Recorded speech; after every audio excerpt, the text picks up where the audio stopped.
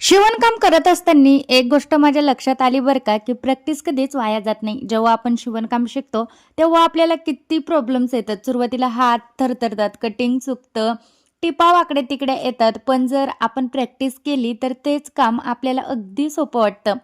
एखादी गोष्ट शिकणं जेवढी महत्त्वाची असते ना, तेवढीच त्या गोष्टीची प्रॅक्टिस करणं पण खूप महत्त्वाचं असतं.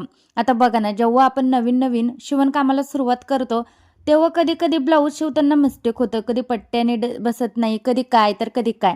पण हे थांबण्याचं कारण नाही. उलट ते पुढचा दिवस बनवायचं एक कारण आहे. आपण सगळे आपल्या हाताने मोठं काहीतरी बनवू शकतो वेगळं. त्यासाठी मोठा सेटअप, मोठं मशीन वगैरे काहीही लागत नाही.